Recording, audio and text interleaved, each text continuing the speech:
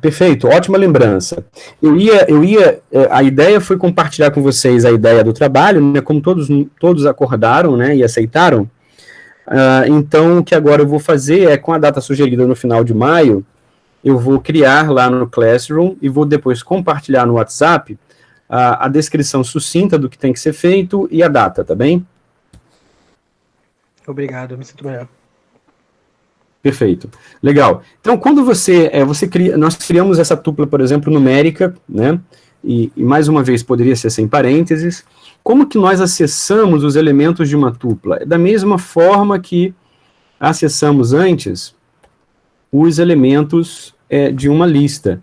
Então, por exemplo, tupla num observe só que a forma de você acessar o elemento da tupla, isso é importante, né? Que para quem não tem nenhuma, né, experiência prévia com a parte de programação, lembrando, a lista, os elementos estão entre aquele colchetes, né, e a tupla está entre parênteses ou não, mas o acesso, a indexação a cada um dos elementos, tanto da lista quanto da tupla, é feito com o colchetes. Então, tupla num 0 vai retornar o elemento 0 da tupla descrita acima, né? Mas, da mesma forma, se nós acessarmos o elemento de posição 3, vai retorná-lo na tela, e se nós tentarmos acessar um elemento não existente, vai dar um erro, porque não existe a indexação na tupla descrita.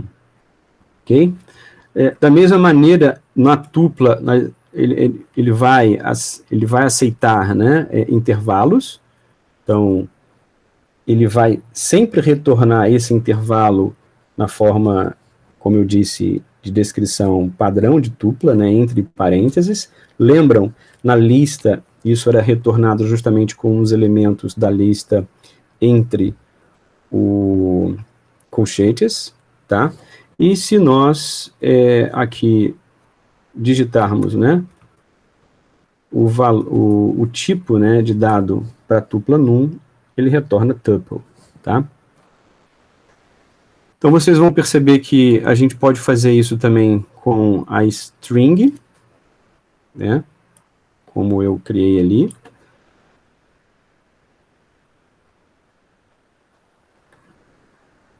E aí, para uma tupla do tipo string, como são de caracteres, tá, nós vamos colocar entre aquela aspas simples.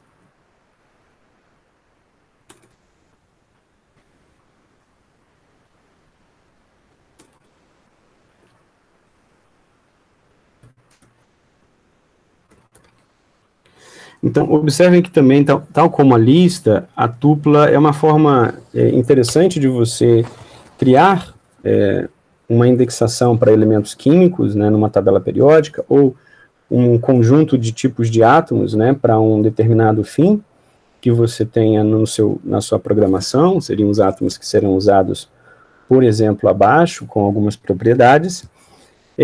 E nós também podemos criar uma tupla misturada, mix, tá, com números e strings, da mesma forma, vai retornar tuple.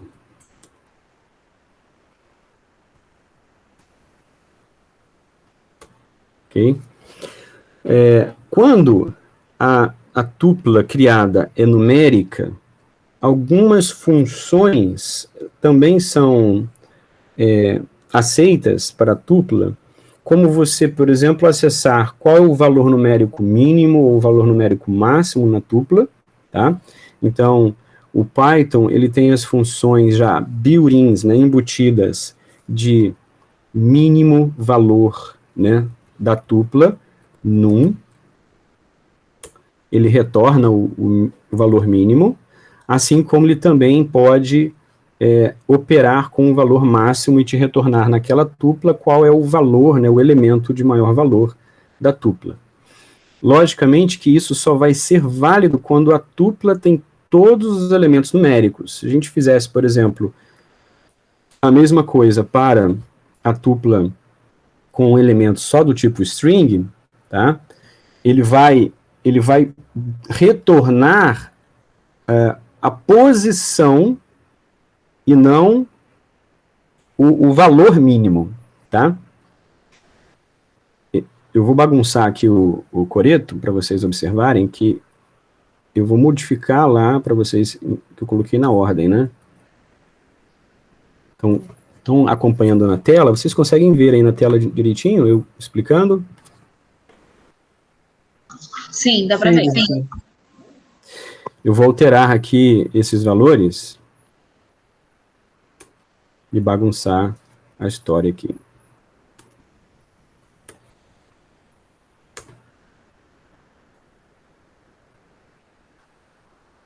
Então, observe, max, tá, retornará o valor quando é numérico, o valor, né, do inteiro de maior valor. Observe que não a posição relativa dele, tá? Então, está retornando sempre 1000 quando eu digito max. Se eu digitar min sobre a tupla definida acima, ele vai retornar o valor 1, tá? Agora, para a tupla que eu defini com todos os elementos como uma string, min retornará o primeiro elemento e max retornará o último elemento. Perceberam a diferença quando a tupla é só de números e quando a tupla é só de valores caracteres? Entenderam, né? Sim. Se a tupla ela é uma mistura de valores entre números e caracteres, vocês vão observar que vai dar um erro, justamente porque ela agora contém números e strings, e ele não vai conseguir retornar o valor mínimo e máximo, tá? Se nós conseguirmos armazenar, tá, em uma tupla, como é a que eu coloquei aqui, esta, somente números, a função soma, tá, ela vai retornar a soma de todos os elementos da tupla, ok? Então, é bem poderoso isso, né? Porque se você tem definido numa tupla uma sequência de dados, tá? E aí a gente pode definir em N tuplas, ou seja, né, várias tuplas que definem as colunas em X, Y e assim por diante, nós podemos trabalhar sobre os valores numéricos, né, algumas funções matemáticas importantes. Luciano, posso fazer uma pergunta? Sim, pode. Eu tinha visto que... ok, pode fazer. Era eu. Tinha levantado a mão. Não, então minha dúvida é a seguinte, no caso de uma tupla mista, existe alguma forma de o Python reconhecer e separar o... Tipo, digamos que eu tenho uma tupla que tenha valores mistos, né? Mas eu quero saber o menor inteiro dele. Tipo, como esse aqui, por exemplo, né? Interna que faz isso. Oi? Como, por exemplo, esse, né? Isso. Que eu lembre, não. Você pode separar pelo padrão, né? Pelo separador. Então, nós temos aqui a vírgula como um separador, né?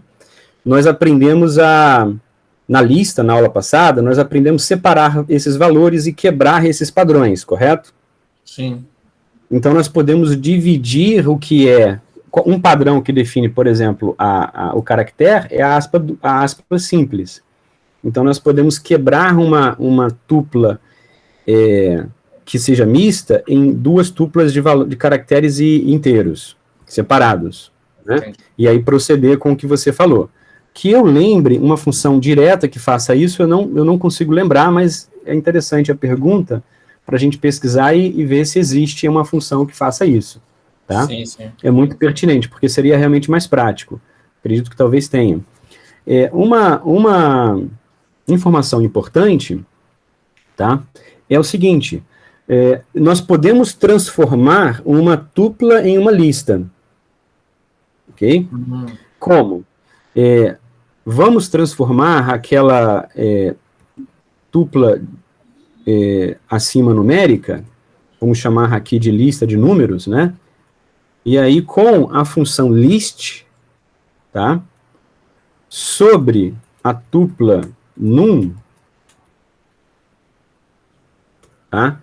Vai agora nos dar como tipo de dados, né, em cima de lista, num, um tipo agora lista, tá vendo aí na tela? Sim. Ok? Então, nós transformamos com o list uma tupla em lista. Da mesma maneira, tá? Nós poderíamos transformar uma lista em tupla. Então, vamos chamar aqui de tupla num 2, tá? Tuple, a função tuple sobre lista num vai criar um tipo de dado tupla. Viram aí? Eu estou fazendo muito rápido, pessoal. Não sei se o pessoal está conseguindo acompanhar. A ideia é que vocês pratiquem isso aí junto comigo também. Então, tá observando? Olha só. Nós tínhamos uma tupla numérica que foi convertida em lista com a função list. E da mesma forma, eu criei agora uma tupla a partir da lista criada anteriormente. Tá? Qual que seria, digamos, a utilidade dessas interconversões de lista e tupla? Tá? É exatamente a questão da mutabilidade de uma lista e da imutabilidade de uma tupla. Vamos testar isso para vocês verem na prática a imutabilidade de uma tupla. Por exemplo, se nós quisermos atribuir, tá, uma modificação na tupla num, no index 0, vamos trocar esse índice para 2. E aí você vai observar, desculpa, vamos chamar isso aqui agora de 2, você vai observar que ele vai dizer, olha, o objeto não pode ser, tá, substituído, né, ter uma nova definição, ou seja, é o princípio da imutabilidade da tupla, tá? Quando, agora, na lista, nós poderíamos redefinir uma posição na lista. Se a gente escreve aqui lista, nós criamos uma lista num, né, na posição 0, igual a 2. Observe que ele aceita. Se nós escrevermos lista num na tela, vocês vão observar que na posição 0, ele agora recebeu o valor 2. Enquanto que na tupla isso não será possível. Ou seja, uma vez criada a tupla, os elementos dela não são mutáveis, não podem ser modificados. Ficou claro? Sim, ficou sim. Professor, só uma dúvida. Uhum. Para ele identificar que aquilo é uma tupla ou uma lista, eu preciso escrever tupla ou lista?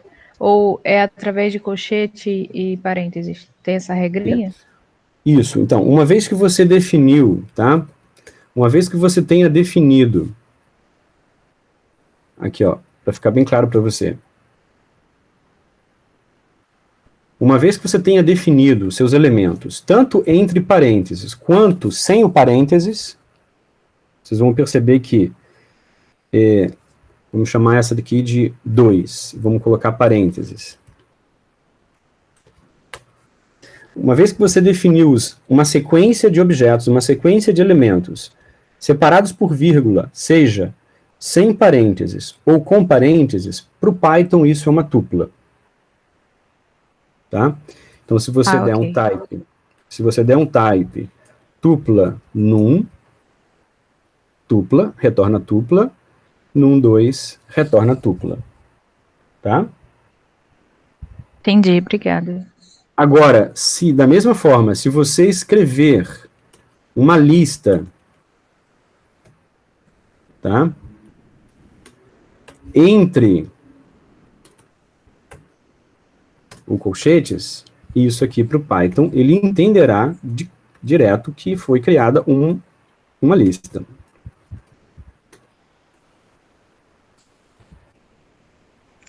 O nome que ele dá na variável não interfere no tipo de... se vai ser lista ou tupla, nesse caso. O nome da variável não interfere em nada. É isso. Não, o nome da variável que eu estou usando aqui é para ficar claro para vocês que eu estou criando tupla e lista, para não ficar confuso, né? O nome da variável que você vai dar aos valores recebidos pode ser qualquer um, na verdade. A gente poderia criar a tupla com uma variável de nome A, por exemplo. Nós poderíamos criar essa tupla aqui acima e chamá-la de A maiúsculo. Tá? E para o Python, esse A maiúsculo aqui foi definido como tupla. Tá?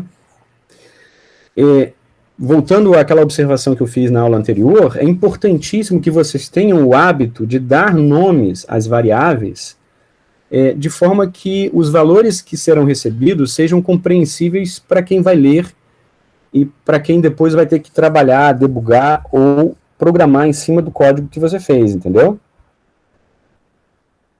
Até para você mesmo. Vocês vão perceber que quando você começa a programar, depois de um certo tempo sem mexer no programa, você esquece o que você fez. Isso é muito comum, tá bom?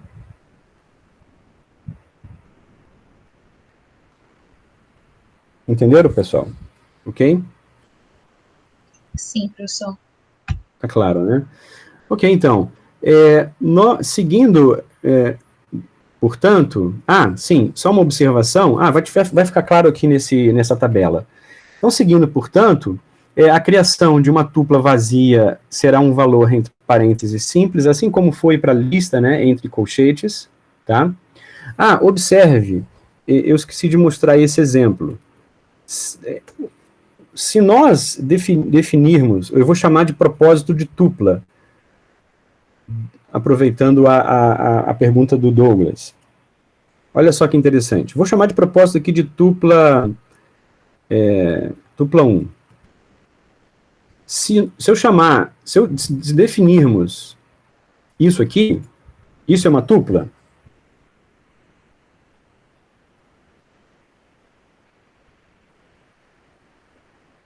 Vocês podem até testar aí no IPython de vocês, né, para me responderem.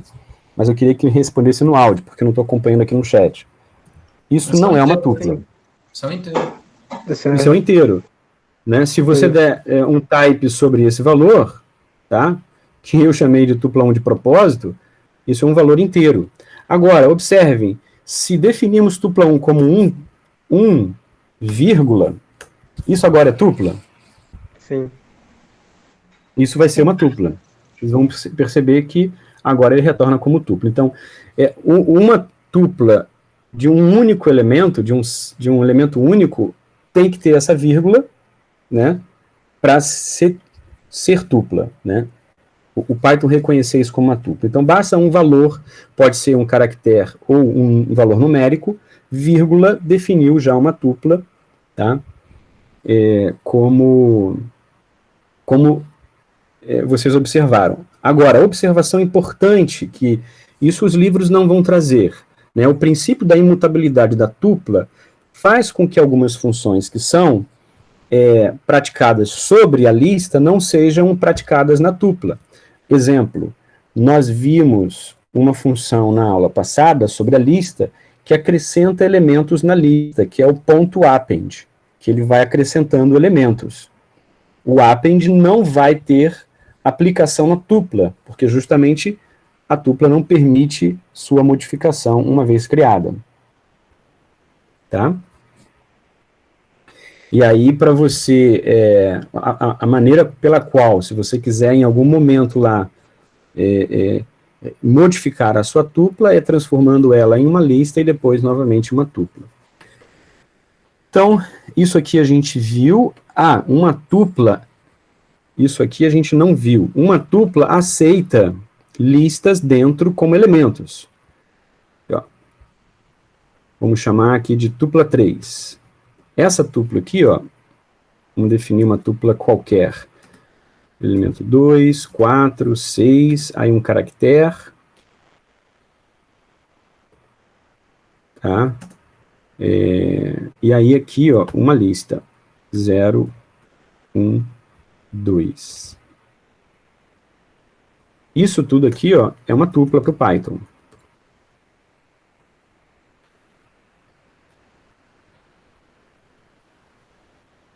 Tá? Só que, observem, essa tupla, ela tem, nas posições 0, 1 e 2, valores numéricos. Na posição 3, um caractere, uma string. E na posição 4, ela tem uma lista. Tá? Uma lista. Então, observe que a gente consegue acessar essa lista na posição 4. Tá? E agora, observem que nós, na posição 0 do elemento 4 da tupla, nós conseguimos modificar o valor. Tá? Esse valor modificado, vocês vão ver agora aqui, ó, na prática, tá? Nós modificamos o elemento 0, na posição 0, da lista que está dentro da tupla 3. Por quê? Porque lista é mutável, a lista pode ser modificada. Tá? A tupla não. Então, nós não estamos, com isso, alterando o elemento da tupla, mas sim o elemento da lista que está contido na tupla. Entenderam?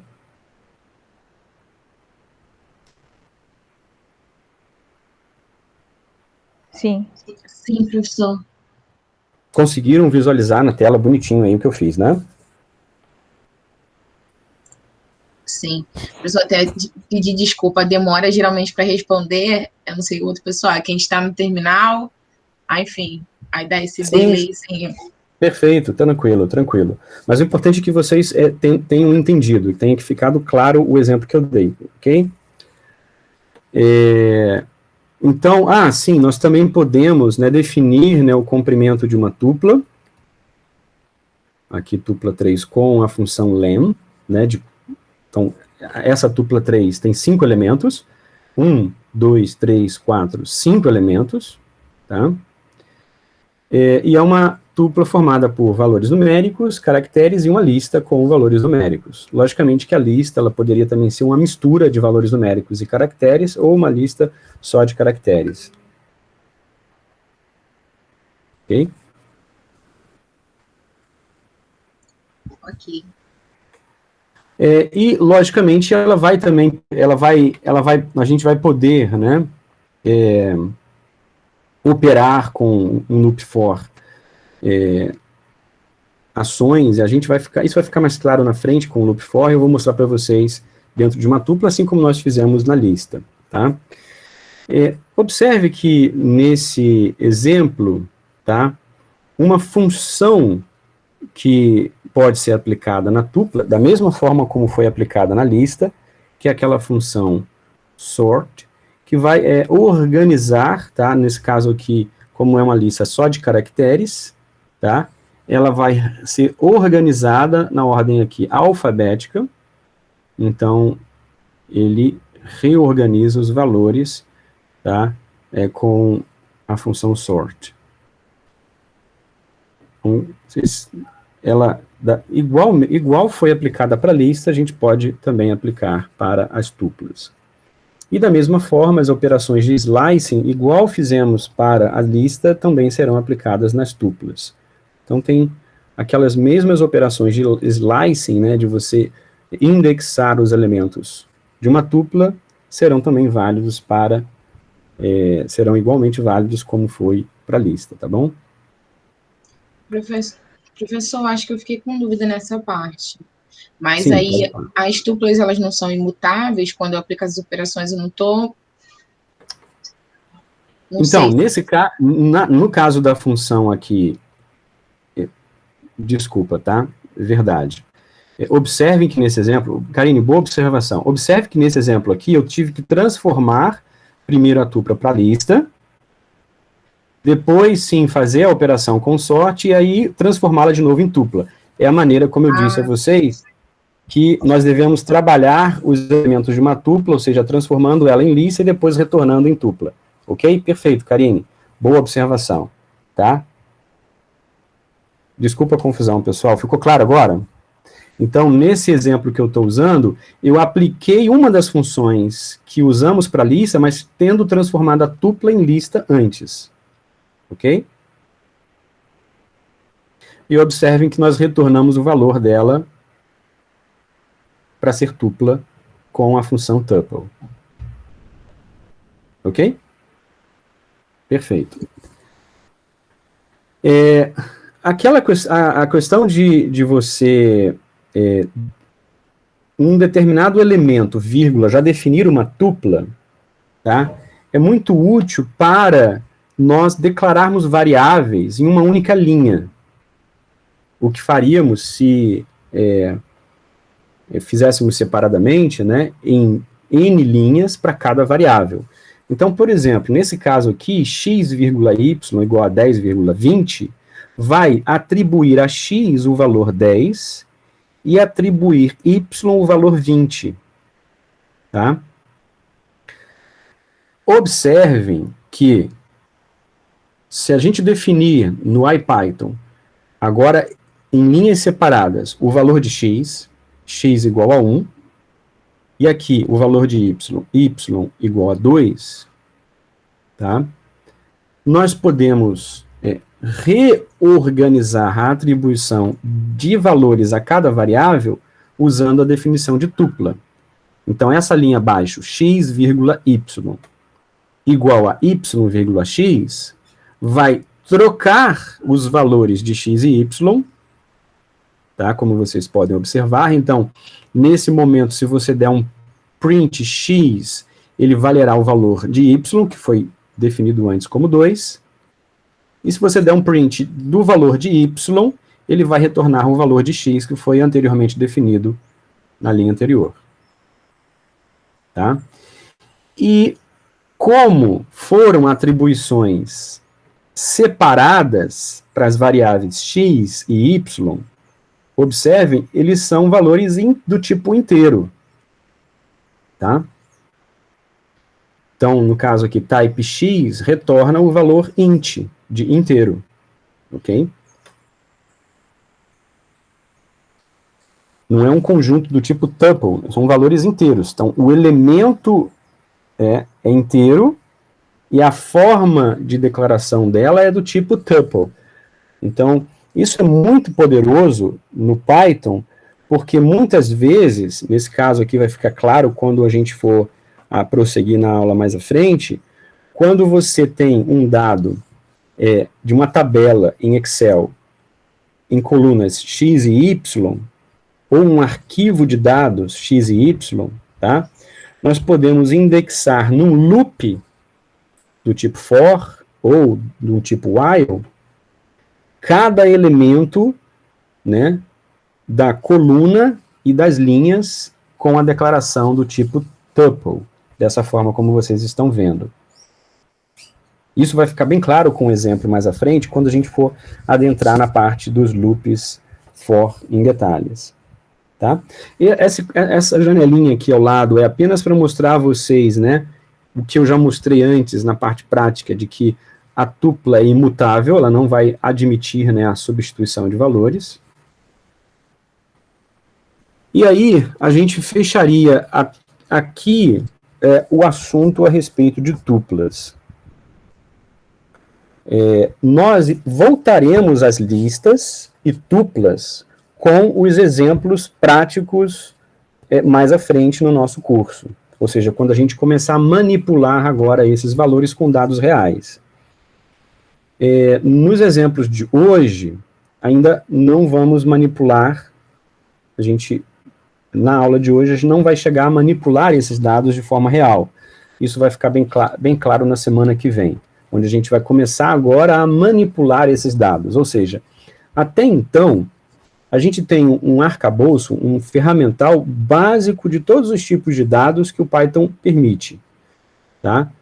Nós temos já uma ideia tá? De como acessar cada um desses dados, de como identificar esses dados e de algumas manipulações e funções que são praticadas sobre cada um desses dados, tá? A partir desse momento em diante, a gente vai agora falar de assuntos bem mais agora voltados de fato para a manipulação desses dados, desses tipos de dados.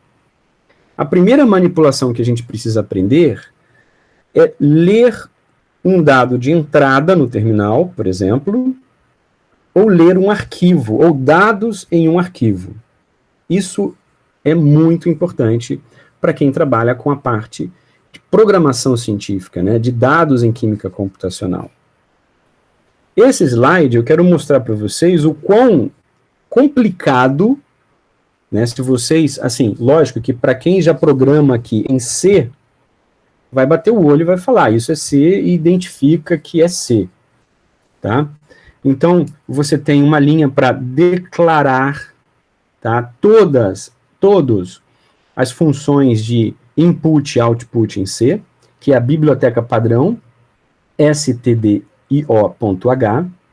Então, sem essa linha de include, no C, nós não conseguiríamos manipular dados de entrada e de saída no terminal com o programa. Essa forma de programar, né, aqui void, o nome da função, abre chaves, fecha chaves, tem que ter ponto e vírgula em cada linha. Printf é a maneira que o C tem de escrever na saída padrão do computador e pedir um valor para o usuário, que será armazenado numa variável e depois você manipula isso no seu código. Então vejam que um código em C, né, tem uma sintaxe, tem uma forma escrita bastante complexa quando comparada a aplicações semelhantes no MATLAB, para quem já usou MATLAB, e para quem vai usar agora o Python. Vai ser bem diferente, tá? Então aí você tem que compilar o código, um executável é gerado, chamei aqui de a.out, para executar o programa. Então, essa é uma forma de chamada de valores que o C tem muito parecido, ou da mesma forma complexo, é assim com Fortran e com outros tipos de linguagens. Vocês vão perceber o quão fácil é no Python, o quão simples e direto é no Python. Então, esse exemplo aqui, que eu gostaria que vocês praticassem aí no terminal, eu estou com a função input. Então, é uma função, é um built-in no Python, pronta. Quem já fez, né, Karine foi minha aluna em métodos, não foi, Karine? Quem já fez algum programa ou trabalhou em MATLAB vai lembrar, é uma função de mesmo nome no MATLAB, né? Essa função input, ela escreve no terminal esse texto, entre com o valor, dois pontos. O texto tem que estar sempre entre aspas duplas, e a função input exige, né, um abrir e fechar de parênteses aqui.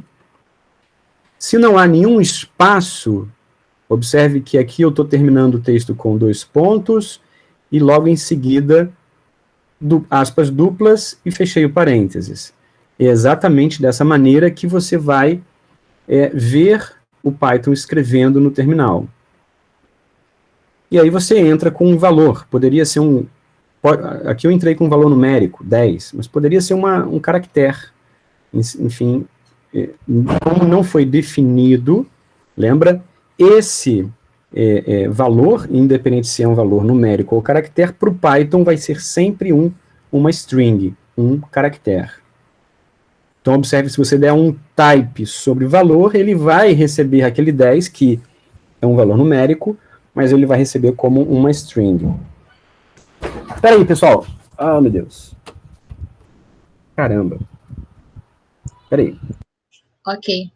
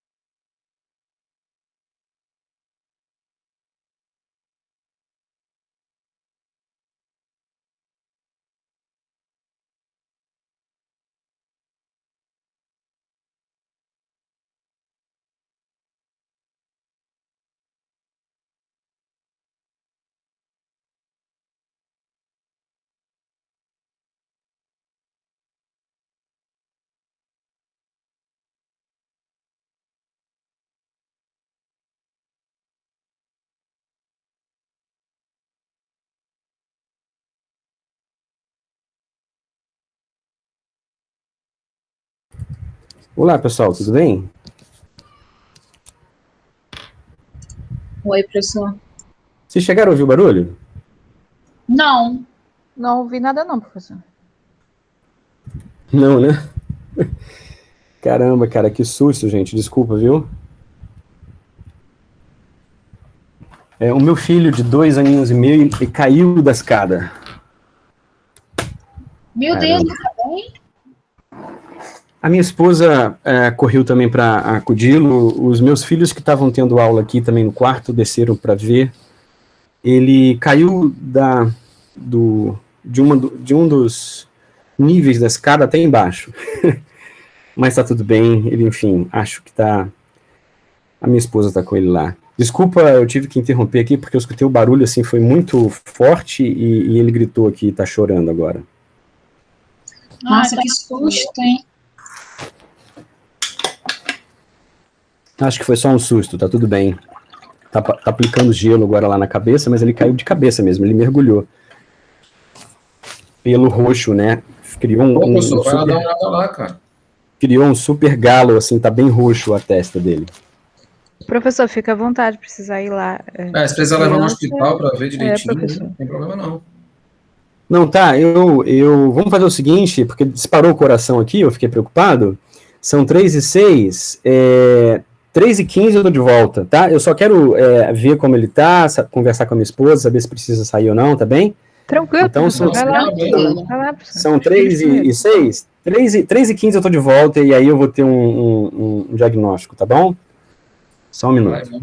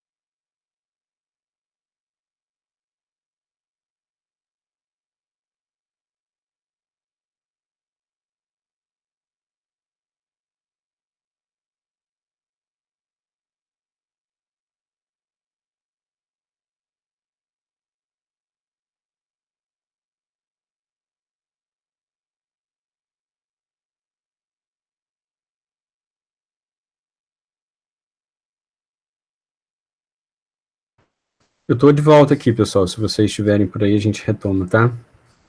Foi realmente um susto. Tá, vai dar tudo certo. Beleza, que bom. Já tá com a bolsa de gelo na testa.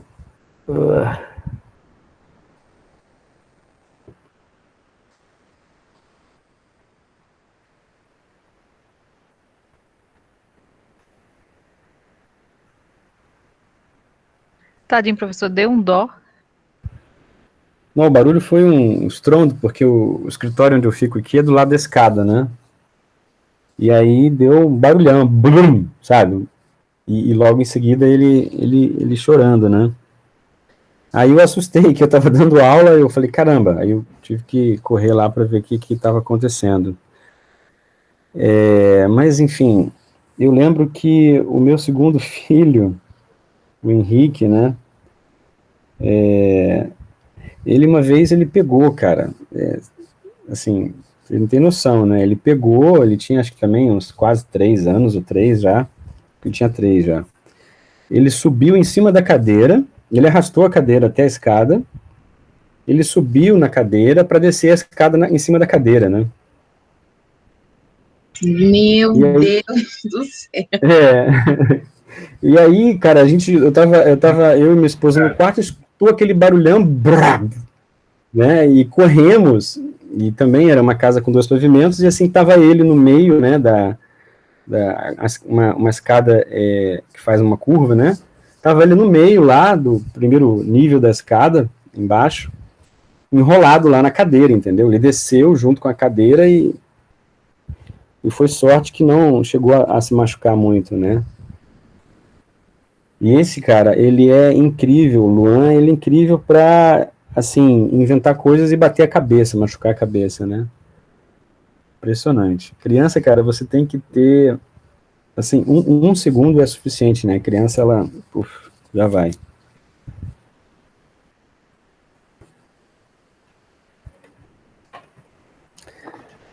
Então, todo mundo aqui, então, a gente pode retomar lá de onde paramos? Acho que cada um de vocês deve ter história, assim, não sei se vocês foram espoletas quando criança, mas... Eu pulei do berço com 1 ano de idade, caí de cabeça também, mas eu fiquei com cicatriz. Nossa, caramba. Cicatriz em todas as partes do meu rosto. Eu era uma criança muito desastrada. Uau. Não, são histórias que ficam, né, e vocês vão ver depois quando ficarem, né, se tiverem essa chance de serem pais, mães, vocês vão ver como é que o negócio o bicho pega. Eu estava aqui, estão lá no slide? Então, testaram esse exemplo que eu passei aqui no slide? Testaram?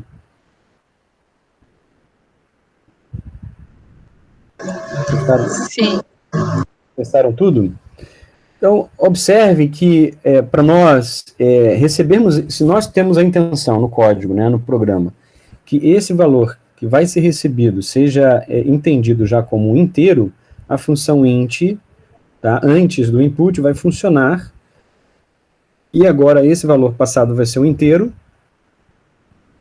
e aí quando a gente, por exemplo, coloca nesse loop for básico, que eu já expliquei para vocês, né, for I in range do valor aqui no caso até 9, né, 10, né, valor 10, lembrando que ele vai sempre ter n-1, ele vai fazer uma contagem, né, e acrescentar, incrementar o valor 1 a cada iteração, até 10, e imprimir na tela os valores. Então, deu certo para vocês aí?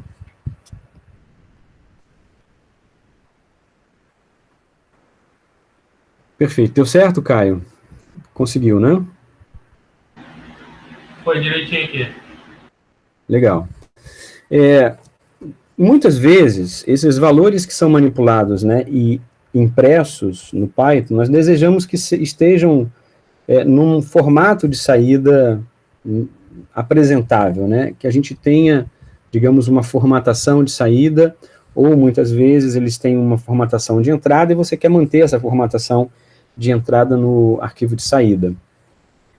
Da mesma forma que o C ele tem o printf, né, e o MATLAB tem o fprintf, para formatar dados de entrada e saída, o Python também usa, e é muito semelhante a quem já está acostumado com a sintaxe no C.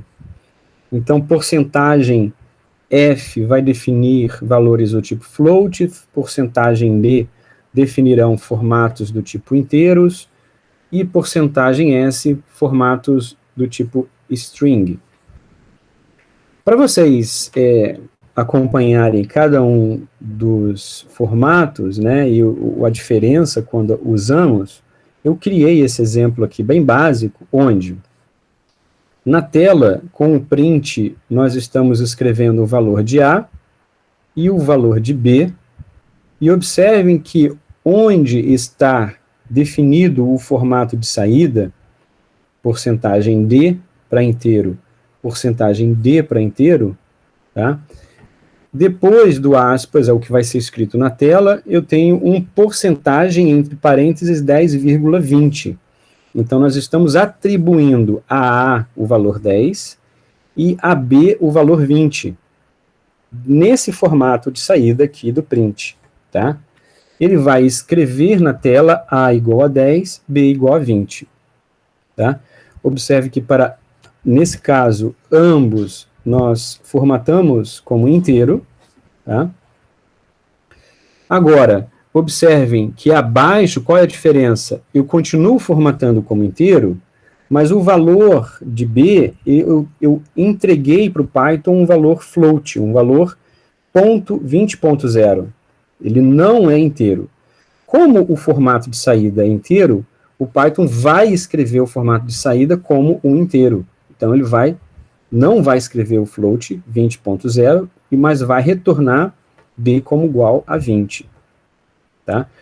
Para nós escrevermos esse dado de saída como float, nós devemos usar o porcentagem F no formato de saída. E aí o Python vai escrever com todas as casas, padrões, né, do sistema, que foram assim definidos, para aquele objeto do tipo float.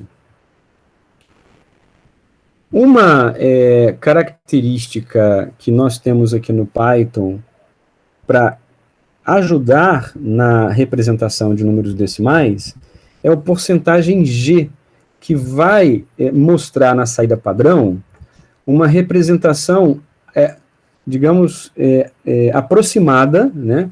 Então, ele vai arredondar o valor numérico, e nesse caso aqui, tá vendo, 20,0, esse dado de entrada, vai ser aproximado para o valor 20. Se o dado agora for de 20,1000, 4 decimais, ele vai arredondar para 20.1.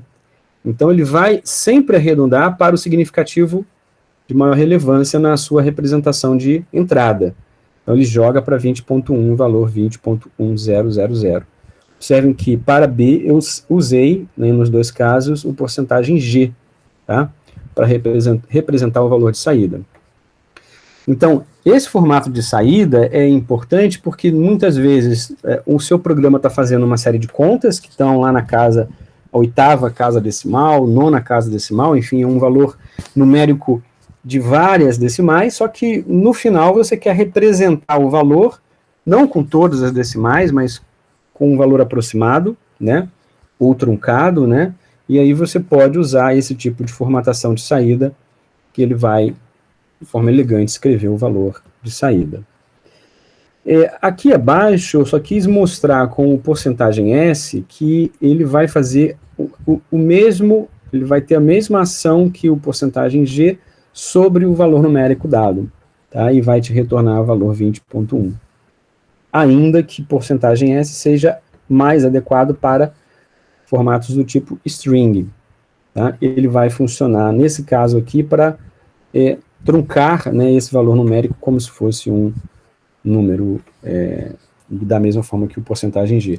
Mas é adequado que a gente use sempre porcentagem D, F e G para valores numéricos e porcentagem S para valores do tipo caractere. Para que, né, você mesmo entenda o que você está fazendo, o que você está manipulando no seu programa e quem vai usar também entenda. Então, por favor, testem esse exemplo aí no terminal de vocês para vocês ganharem prática. Se já fizeram, enquanto eu fui explicando, me falem para a gente continuar. Por mim, pode seguir. Aqui Pode seguir. tudo certinho. Podemos seguir?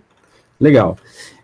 E aí, onde que eu quero chegar com essa informação toda? Eu quero chegar na parte prática, que nos interessa, ou seja, vocês vão perceber que o nosso trabalho científico, né, ele lida com dados. Esses dados estão em arquivos do tipo texto, ou em tabelas do tipo Excel.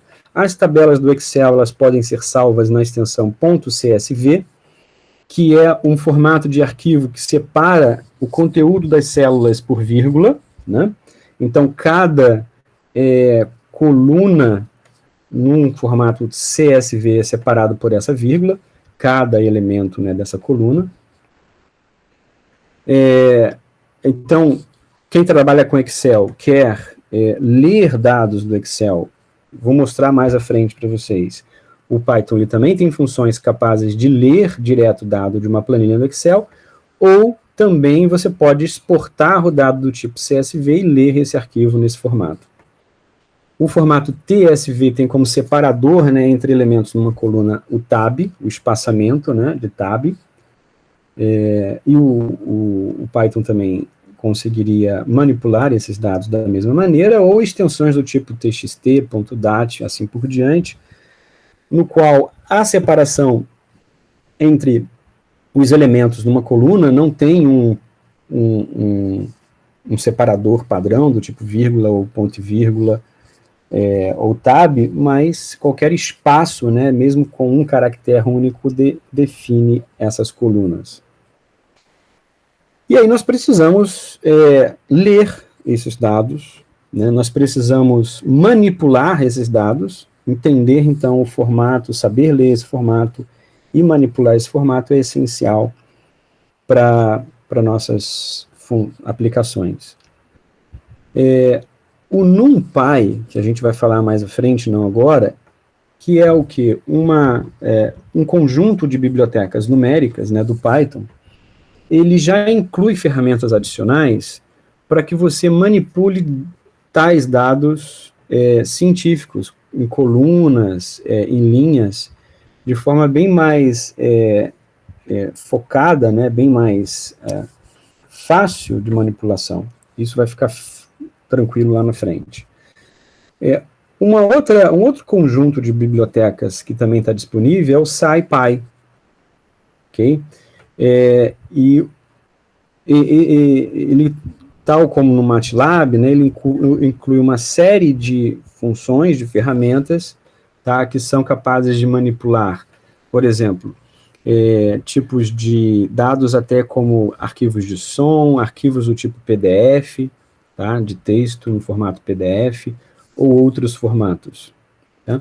Só nesse momento, o que eu quero explicar para vocês, e aí é importante para que a gente já acerte isso aí no sistema que vocês estão usando, é checar se o NumPy e o SciPy já estão incluídos no Anaconda que vocês instalaram, ou se a gente precisaria, no caso de vocês, fazer essa configuração. Então, o que eu gostaria que vocês fizessem testassem, né? Se você, lá no IPython, então, eu estou agora aqui na minha tela, vocês estão vendo agora o meu terminal, não é isso? Estamos. Se você digitar import NumPy, e se ele carregar sem dar nenhum erro, sem dar nenhum aviso, é porque o NumPy já está instalado para vocês. Me retornem se tá ou não. Aqui no meu tá. Aqui no meu tá também. Legal. Tá que nem o do senhor. Okay. Perfeito. Quando a gente faz isso, significa que nesse momento, né, nós importamos todos os módulos do conjunto de bibliotecas do NumPy. Agora dê o comando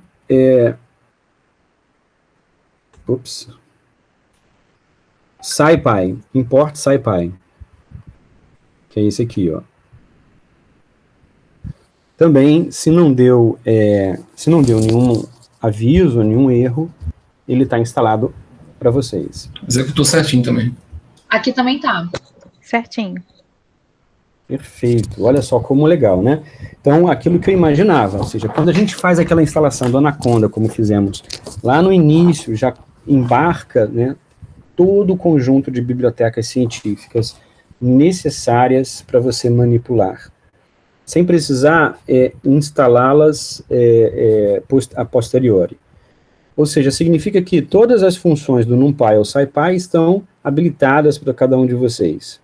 A gente vai falar delas mais à frente, não hoje. E aí, nós chegamos numa questão, vamos supor, né, o Caio, ele tem interesse lá em manipular dados do Excel, numa planilha do Excel. É possível, com o Python, fazer isso. Algum outro aqui, aluno, quer manipular, né, arquivos de saída do Gaussian, ou do Games, ou do Orca, ou seja, são extensões de arquivo do tipo texto, que possuem várias informações de dados que você quer acessar. E aí, qual é a forma que a gente tem de acessar? A gente pode acessar abrindo esse arquivo, para ver o valor, tá? Mas, ok, se eu estou fazendo um único cálculo, eu vou ter um único valor de saída. Em princípio, usar o Python ou qualquer outra linguagem de script, tipo Bash, né, e outras, até então, para um único arquivo, não tem muito sentido, né? Agora, se você está fazendo uma atividade, né, em que você, por exemplo, você precisa criar uma rotina de submissão de N cálculos, a gente usa muito jargão, né, N jobs, N cálculos, que ficarão lá rodando durante um tempo no computador e gerarão, no fim, um monte de dados.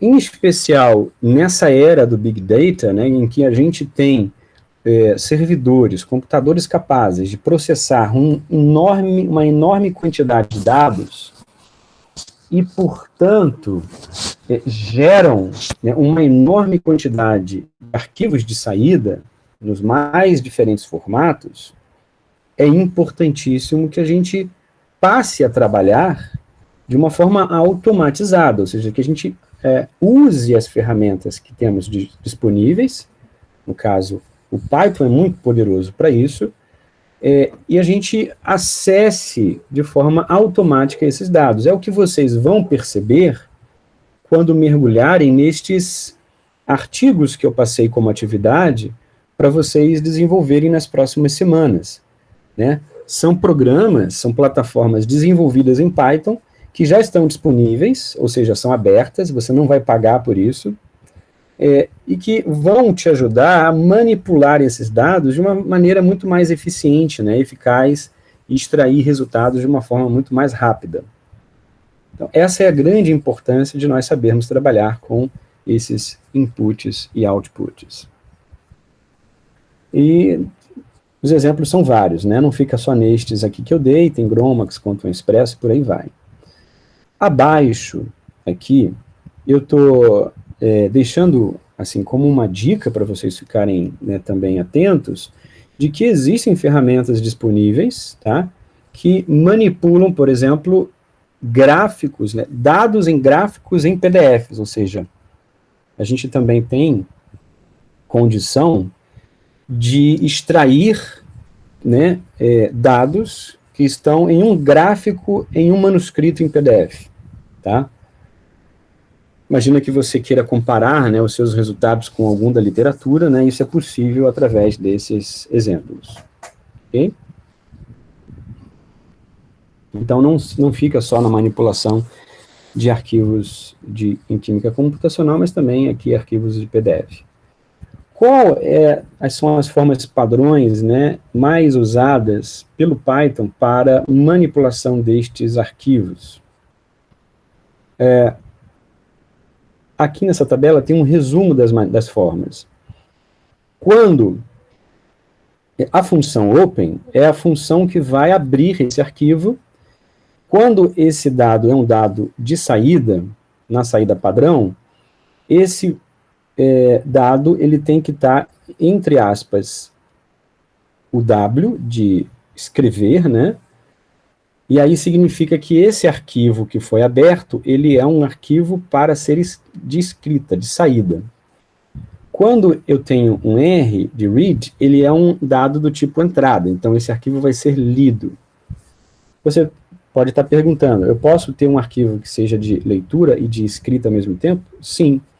É só colocar entre aspas, simples, R e W. E ele vai entender que esse arquivo pode ser manipulado tanto para leitura quanto para escrita. Quando a gente não coloca nada, não define se ele é um dado de saída ou de entrada, significa para o Python, como padrão, que ele vai ser sempre de leitura. Tá? Então, ele não será entendido como um dado de saída de escrita. Quais são as funções disponíveis para leitura? É o ponto .read.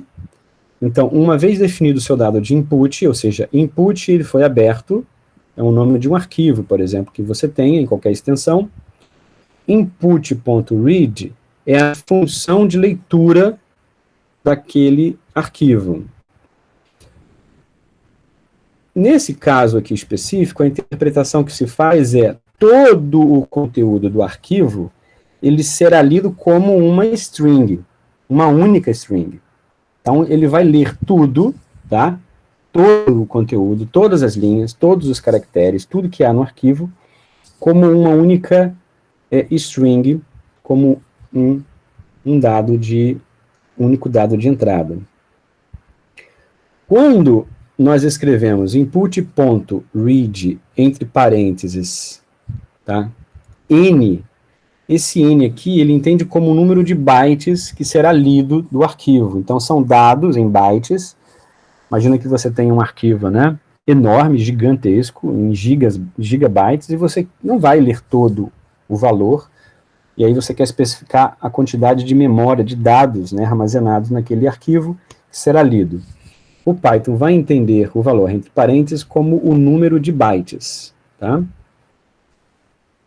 Agora, se você tem o interesse de não ler todo o conteúdo do arquivo de uma única forma, mas sim linha a linha do arquivo, ou seja, você quer que ele leia a primeira linha, depois ele leia a segunda linha, depois a terceira linha, e ele, né, separe essa informação em linhas, o Python tem uma função chamada .readline, que vai sempre ler, né, os caracteres de uma linha, incluindo o caractere final que você dá o Enter, né? Então, imagina que, em geral, esses arquivos, ao escrevermos uma linha, a gente dá o Enter e vai para a próxima linha, gera-se um caractere de fim de linha, né? Isso que é dessa forma que é chamado, e ele também será lido com o input.readline. Nós podemos atribuir, tá, todo esse valor como string, ou lembram, nós falamos disso na aula passada, atribuir aquele valor como lista, e aí criamos uma lista para cada linha. E aí nós podemos indexar essa lista, e aí ao indexarmos nós vamos ter um index para cada linha do arquivo. Então vocês já imaginaram, na cabeça de vocês, que ao indexar a lista, nós vamos criando, né, como se fossem vetores do tipo linha, para cada dado em cada linha do arquivo. Da mesma forma, nós podemos escrever os dados de saída da mesma maneira, seguindo o mesmo formato, e sempre quando, da mesma maneira como nós abrimos o arquivo, nós devemos fechar com o output.close, entre parênteses, para fechar aquele arquivo. Isso é muito importante que seja um hábito, porque uma vez que você abre no seu programa um determinado arquivo e não fecha, significa que, se você de novo for manipular aquele arquivo no seu programa, ele vai estar, né, para o Python na linha que você parou, né, a edição ou a leitura daquele dado. Tá? Então, o fechar significa que você reinicia a leitura sempre do início do arquivo e não, por exemplo, do final da linha que foi que você parou aquele procedimento. Entenderam aqui, mais ou menos, a ideia? Vamos ver na prática como isso funciona. Bem, na prática, eu queria que vocês praticassem no terminal a construção de um arquivo pela linha de comando. Então, nesse caso, eu estou chamando de um arquivo out, ou seja, do tipo escrita, para ficar claro, né, para vocês. Eu vou abrir esse arquivo não existe. Ao fazer isso, nós estamos criando na linha de comando esse arquivo. E a linha de baixo, com a função .write, nós podemos escrever, editar as linhas desse arquivo. E para vocês entenderem, esse barra invertida N significa exatamente aquele caractere de fim de linha que vai dizer para o Python que o próximo aqui valor dado entre aspas vai ser escrito na próxima linha. Por favor, façam isso aqui no computador de vocês e fechem esse arquivo com o ponto close.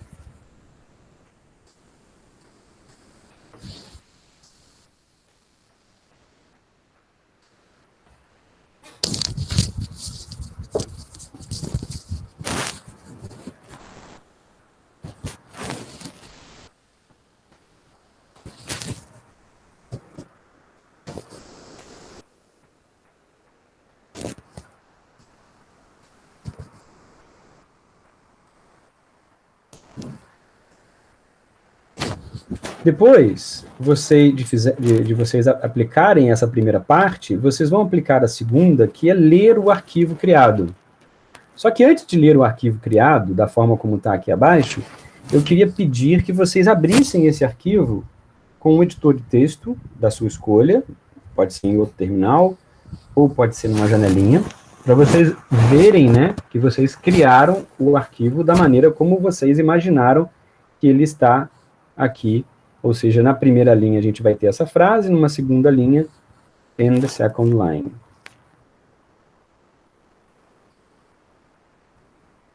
Fizeram?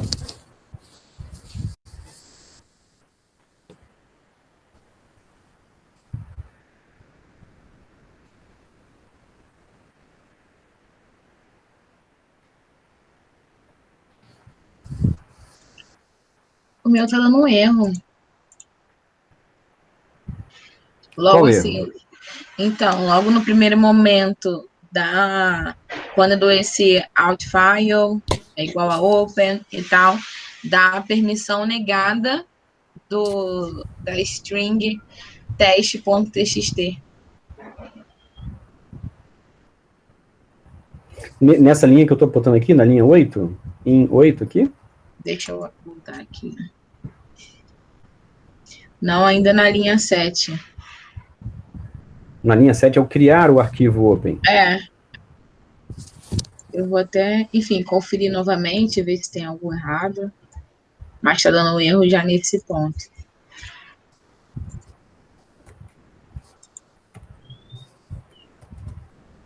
Eu fiz também, deu erro de sintaxe. Mas eu estou conferindo também e está igualzinho. Olha só, aqui, ó, aqui eu acho que eu já sei o que foi. Vamos lá.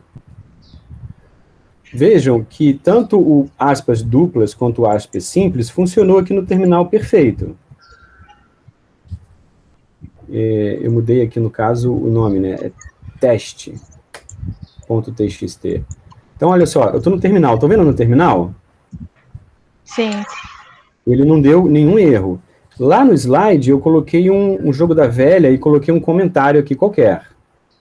Tudo que é após o jogo da velha é comentário. Se você não colocou o jogo da velha e escreveu alguma coisa, ele vai dar erro.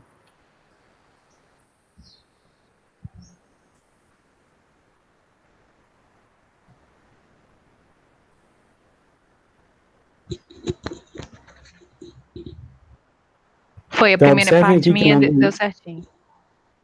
Perfeito, olha só, aproveita todo mundo que está aí já de repente avançado, eu vou aproveitar e explicar uma coisa importante aqui no IPython. O comando edit, se você der edit e tab, ele vai completar sempre o comando para ser executado, ele tem esse porcentagem, né, anterior, então já mostrei isso para vocês antes. Se vocês digitarem teste.txt, ele vai entrar no arquivo. Observem que o meu arquivo ainda não tem nada, porque eu não escrevi nada nesse arquivo. Então, eu consigo sair com 2 pontos Q. E agora, se nós escrevermos a linha do out file,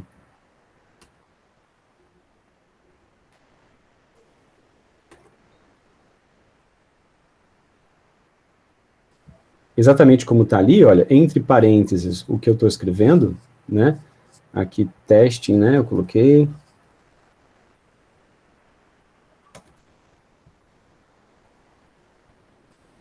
Aí observem que eu estou colocando aqui sempre um... né, esse barra invertido N, ele vai fazer com que o cursor passe para a próxima linha. Tá?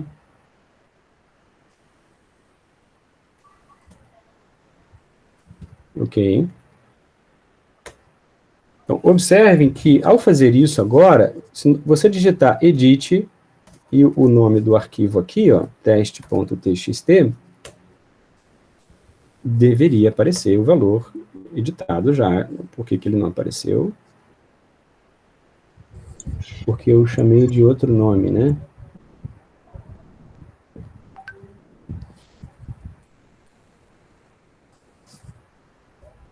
Deu certo para vocês aí? O meu seguiu dando errado. O meu deu Na hora certo de ainda não, escrever? deu certo ainda não. Não, o meu tá dando errado ainda do primeiro, daquela primeira linha. O meu funcionou, Luciano.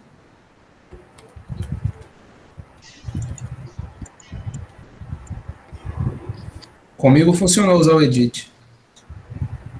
É porque você fechou, né? Então, eu aqui acredito que...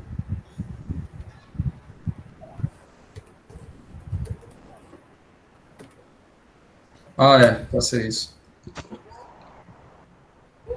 Deu Pronto, certo pessoal, agora. olha só, eu precisei fechar, observem, ele estava em branco porque quando nós aplicamos o fechar, é que de fato ele escreve os valores e salva os valores escritos no arquivo. Então agora ele aparece na tela, vocês devem estar vendo aí, né? Então, 2 pontos que ele sai, tá? Então o edit ele vai ser útil aqui no IPython para você abrir o arquivo. Logicamente que eu precisei fechar aqui com o alt file.close.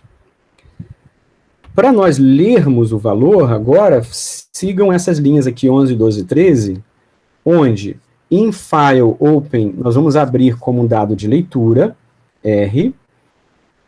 Observaram que funciona tanto o aspas duplas como simples, nesse caso aqui. O valor a ser lido, eu quero armazenar em uma variável, que eu chamei aqui de text. Então, eu vou armazenar todo o texto do arquivo nessa variável. Tá? Então, o que eu expliquei antes, a função read, né, com parênteses, armazenará toda a informação do arquivo em uma variável, como string. Diga, alguém abrir para fazer pergunta? Foi eu que falei que o meu só não está funcionando a parte de edit. Ele não está abrindo o editor de texto. Você digitou porcentagem, edit, espaço, nome do arquivo, assim, ó? Sim. E deu enter, o que aconteceu? Deu um erro? Apareceu um erro de sintaxe, mas eu não sei o que... Não, mas ele não apareceu na tela como o meu aqui agora, assim, ó? Não. Não? Eu fiz exatamente o nome está certo, conforme escrevi aqui, mas deu erro de sintaxe, line 1. Não sei o que pode ser errado. Todos os outros comandos funcionaram, menos edit. O meu não funcionou nenhum ainda, professor. Eu não sei se quando eu dou ainda, eu não consigo nem criar o arquivo, essa linha 7. Eu olhei aqui, conferi algumas vezes se eu tinha colocado. Antes, de fato, eu tinha um comentário, mas estava com o jogo da velha direitinho. Eu tirei, só estou digitando alt, underline file e tudo, e segue dando erro, dizendo que não dá, não tem permissão para esse arquivo teste.txt. Então, olha só, esse erro de permissão aí, na verdade, ele me parece ser mais relacionado ao Linux, tá? Ou seja, se o local no Linux que você está tentando fazer isso, o usuário ele não tem permissão de escrever um arquivo ou de abrir um arquivo de escrita nesse local, o Linux vai dizer que não é permitido fazer essa ação, entendeu? Então, me parece que o teu erro não é no Python, mas sim na permissão que você tem no local onde você está executando. Entendi. E nesse caso, no Python, não funcionaria eu forçar com o sudo, né? Não faz muito sentido. Não, eu acho que você precisa checar se você pode, por exemplo, escrever nesse local externo ao IPython, ou seja, abre um terminal e tenta criar um arquivo seu aí, ou alguma coisa, para ver se ele vai dar esse aviso. Se for, confirma o que eu estou falando. Se não der, aí a gente volta a pensar o porquê que o teu não foi. Só o da Karine não conseguiu, todos os outros conseguiram? Consegui. Então, se todos os outros conseguiram, possivelmente é algo local, viu, Karine? Aí que você precisa resolver. Aí eu posso te ajudar depois da aula se você não conseguir, tá? Executem até o final na leitura também, e por favor me digam se deu certo ou não.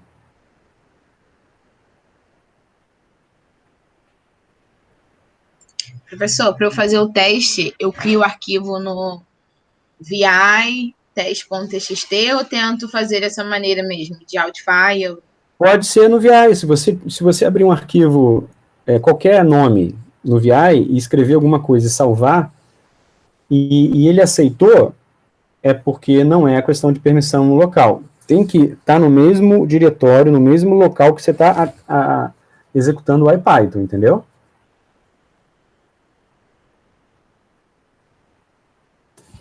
Todos os outros conseguiram, então, pessoal? Sim, certinho. Perfeito. Eu passei o arquivo... Eu só queria falar uma coisa. Eu não consegui... eu percebi que ele abre tipo no VI, né? No caso da edição. Do edit. Eu não consegui... Abrir com o edit. Oi? Você não conseguiu o quê? Abrir com o edit? Desculpa. Agora eu peguei o que eu ia falar.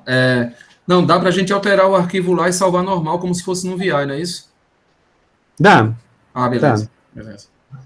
Show. Mas aí, para isso, eu tenho que abrir o teste TXT e reexecutar toda essa parte aqui, né?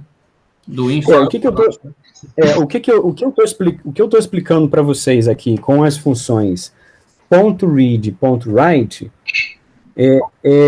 qual é a aplicação, qual é a utilidade disso? Onde que está o poder de você fazer isso? Se nós conseguimos com essa função, abrir um arquivo e editar o arquivo com as linhas, significa que, por exemplo, você pode usar essa ferramenta para escrever um script, para escrever, tá, uma função, uma rotina para o Python que depois automaticamente será executada. Então, se você escreve, né, como uma receita, uma série de ações que você quer que o Python, né, ou o programa seu execute, né, você pode escrever e usar isso para esse fim. Ou também, por exemplo, a gente pode usar essas funções de leitura e de escrita para escrever o input, né, o formato de um arquivo de input para um cálculo. Sim, não, eu entendi. A minha pergunta foi sobre o porcentagem edit. Eu achei ele muito prático, né? Sim, no IPython ele é realmente muito prático, porque você pode aqui, a porcentagem edit arquivo.txt. Tipo, eu não precisaria sair do IPython para criar. Não, arquivo TXT não tem. Não precisaria. Você tem um arquivo lá criado, teste.txt, e ele vai abrir na tela. Sim. Se você ir para a próxima linha, and here, e dar o salvar, edit de novo, olha lá, ele salvou a terceira linha, tá vendo? Uhum. Tá, então ele é um terminal do tipo texto, tipo VI, que ele escreve no próprio IPython o código ou o que você está escrevendo. Sim, beleza.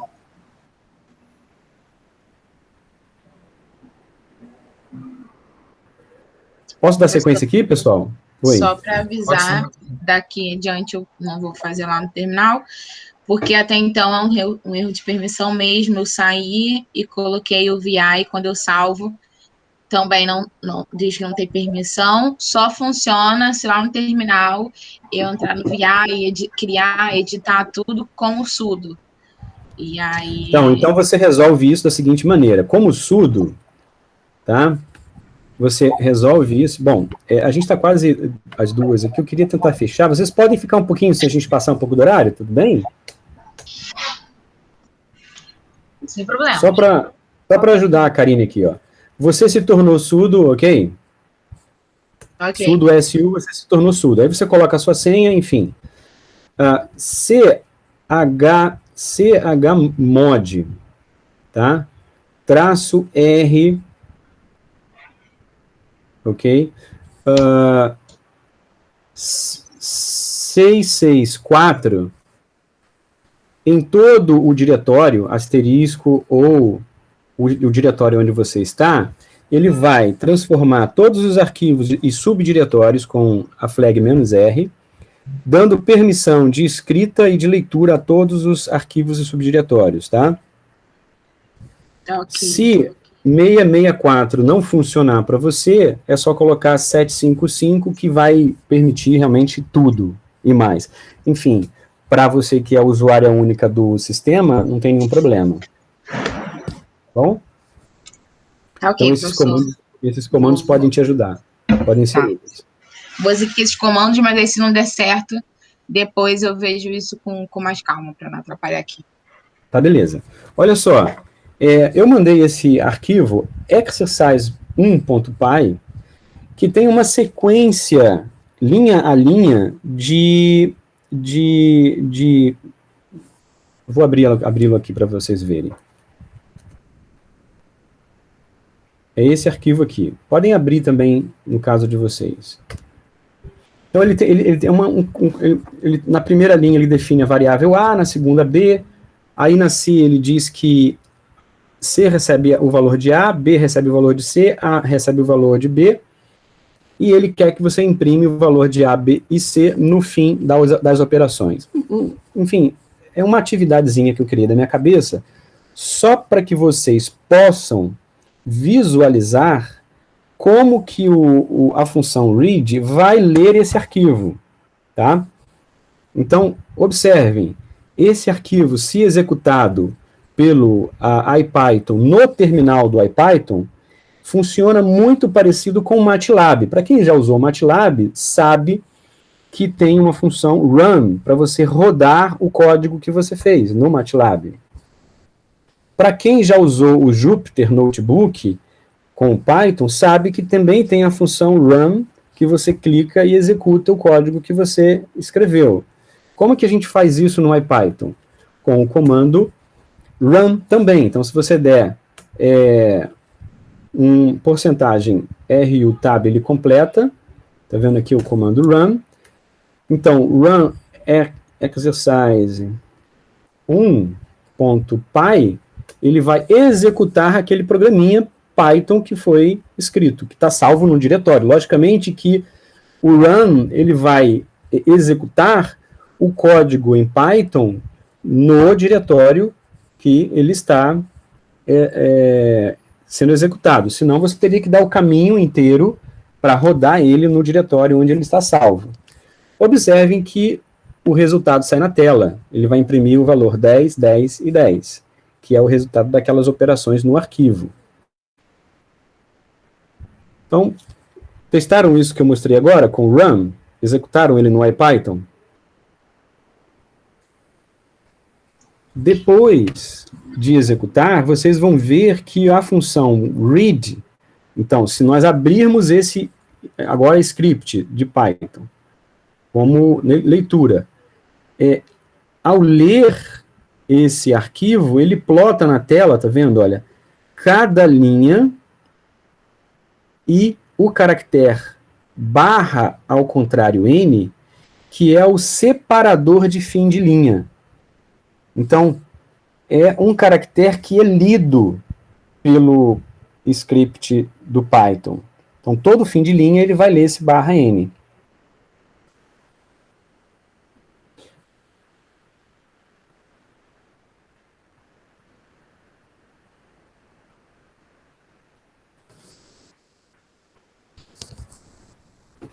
Pessoal, tem algum aluno com problema de passar um pouquinho do horário de 4 horas para a gente fechar? Se tiver, a gente termina aqui e continua do ponto onde a gente parou na próxima aula.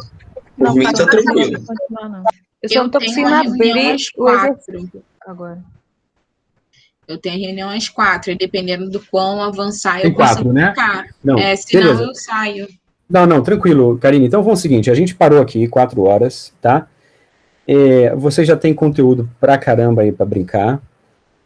Vamos combinar o seguinte, com aquela recomendação lá do Douglas, eu vou fazer a descrição da atividade na plataforma e depois envio pelo WhatsApp, para a gente estabelecer as datas, e já de antemão, se nenhum daqueles exemplos de trabalhos e artigos que eu compartilhei lá como amostra foi do interesse de vocês, fiquem livres de buscar uma outra que não esteja ali. Eu vou pedir que vocês definam o mais rápido possível qual vocês vão apresentar, vão trabalhar, e me encaminhem por e-mail dizendo qual.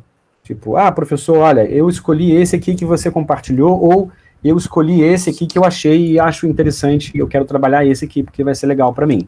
Perfeito. Manda o arquivo novamente junto ao anexo, porque eu vou criar aqui uma pasta para cada um de vocês, com o trabalho que cada um escolheu, e se tiver conflito, ou seja, se, de repente, 2 ou mais escolheram o mesmo, aí eu aviso no e-mail, dizendo, olha, fulano já escolheu esse, escolhe outro, entenderam?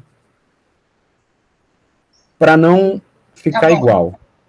A ideia é que não fique igual, porque aí não tem sentido. Eu quero que a gente aproveite essa atividade para vocês aprenderem, e também aproveite a atividade para vocês poderem passar esse conhecimento para toda a turma, e assim cada um vai ter contato com uma ferramenta diferente, e no final todo mundo vai aprender algo bem aplicado e legal que pode ser feito com o Python.